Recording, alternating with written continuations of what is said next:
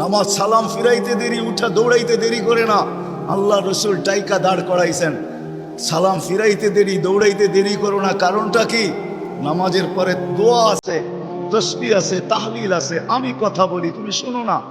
চোখের পানি ছেড়া দিয়া বলতেছে, ইয়া রাসূলুল্লাহ, দুইজনের এক কাপড়। দেখেন দিলে লাগে কিনা। দুইজনের কয় কাপড়? এক কাপড় দুইজনের। আপনি সালাম ফিরান, আমি ছুটা চলে যাই আউয়াল ওয়াক্তে নামাজ পড়ানোর জন্য। খুলা দেই, নামাজ পড়ে ওই ঘরের সুখ দেখাইতেছি। সুখ, স্ত্রী স্বামীর গাল ধরা চিমটি কেটে বলতেছে, আমি জান্নাতি। বলছে, তুমি কি করে জান্নাতি? বলছে, কেন? সবরের জীবন চলতেছে, সবরের বদলা জান্নাত। কোনদিন তোমার কাছে চাহিদা তো দূরের কথা, নিজের মনের কাছেও করি নাই। অভিযোগ তো তোমার কাছে দূরের কথা, অন্যের কাছে দূরের কথা, মনে মনেও কোনোদিন অভিযোগ করি নাই যে আরেকটা কাপড় আনে না কেন। সুখ এটার নাম। স্বামীর চেহারাটা একটু মলিন হয়ে গেছে, তো স্ত্রী আবার চিমটি কেটে বলতেছে, চেহারা মলিন কেন? তুমি জান্নাতে চলে যাবে। আমি, তুমি কি আমার মতো স্ত্রী পেয়ে শুকরিয়া আদায় করো না? তো হাসতেছে, বলতেছে, পাগলি, একবার ডেলি 100বার।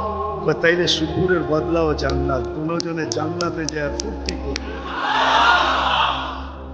ইতিহাসের পাতায় খুঁজলে পাওয়া যায়, ইব্রাহিম ইবনে আদহাম রহমতুল্লাহ আলাইহির জীবন অতি অল্প কথায় চেঞ্জ হয়েছে, পরিবর্তন হয়েছে। উনিও কিন্তু রাজা ছিলেন, বলখ নামী এলাকার বাদশাহ ছিলেন, যেটা এখন ইরাকের অন্তর্ভুক্ত। ঐতিহাসিক নাম যদিও বলখ, বর্তমানে ওই নামে তার নাম নাই বিদায় চিনতে অনেক কষ্ট হয়। তো উনি অনেক কথায় ওনার জীবন চেঞ্জ হয় নাই, অল্প কথায় জীবন চেঞ্জ। রাত্রে ঘুমন্ত ছিলেন, ছাদের উপরে কারো চলার আওয়াজ ওনার ঘুম ভেঙে ফেলছে। প্রহরীকে বলছেন, এই গভীর রাত্রে আমার ছাদে কার পদচারণ এত জোরে জোরে হাঁটে যে ঘুমই ভেঙে গেল। যা দেখে বাস্তবিকই কেউ হাঁটতেছে, ধরে নিয়ে আসছে, ডাইকা নিয়ে।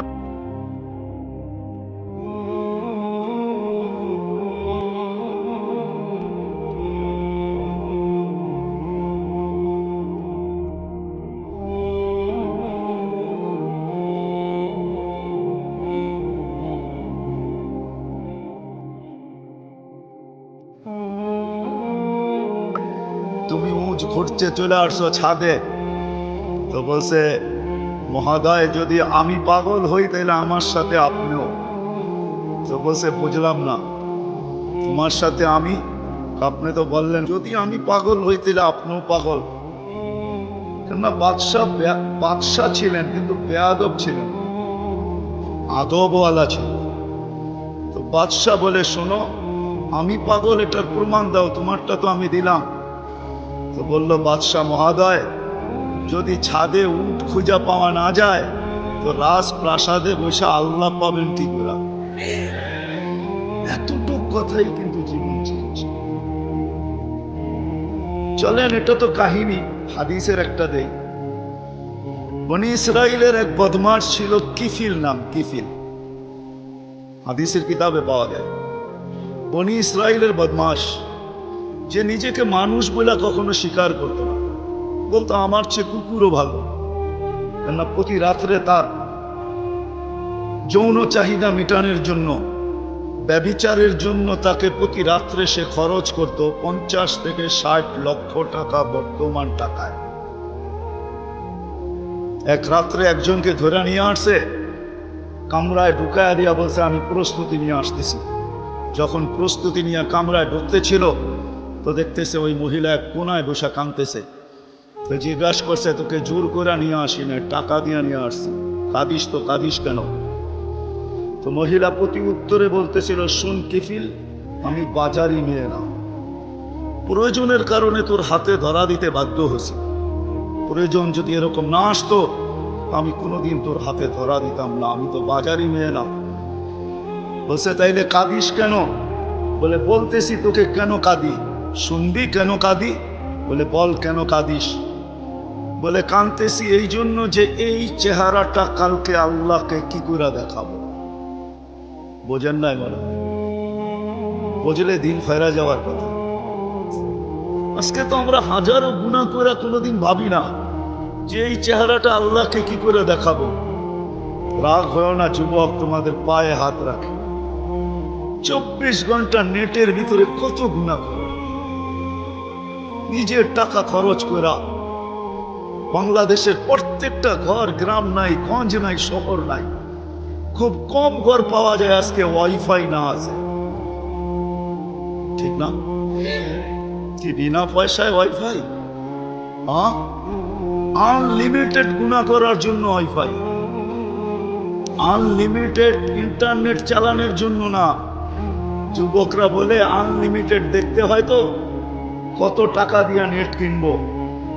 আনলিমিটেড গুনার জন্য ওয়াইফাই সবার ঘরে। এই মজমায় একজনও তো বলতে পারবে না এরকম তো আমরা কেউ নাই যে গুনাহ না করি। কি বলেন? মুহাম্মদুর রাসূলুল্লাহর কারণে বেঁচে গেছে। কুরবান যাও মুহাম্মদুর রাসূলুল্লাহর উপরে।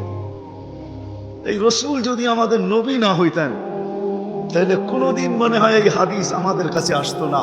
আস্তুরু কাওয়াল্লাহু তাকশানি, আল্লাহ বলে উম্মতে মুহাম্মাদি তুই আমাকে ভয় করিস না, কখনো ভাবিসও না যে আমাকে চেহারাটা দেখাবি। তো দেখাবি কি কইরা? 24 ঘন্টা গুনাহ করিস আর আমি 24 ঘন্টা লুকোচুরি খেলতে থাকি, আমি 24 ঘন্টা লুকাইতে থাকি। তুই গুনায় অভ্যস্ত, আমি লুকাইতে অভ্যস্ত।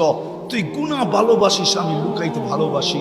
তোর কাছে গুনাহ মজা লাগে, আমার কাছে লুকাইতে মজা লাগে। তোর স্বভাব গুনাহ করা, আমার স্বভাব লুকানো।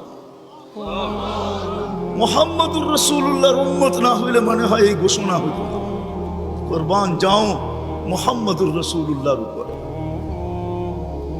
এই মজমায় তো একজনও নাই যে কোনো দিন 1 মিনিটের জন্য ভাবছি যে গুনাহ তো করি, কিন্তু কালকে এই চেহারাটা আল্লাহকে কি করে দেখাবো।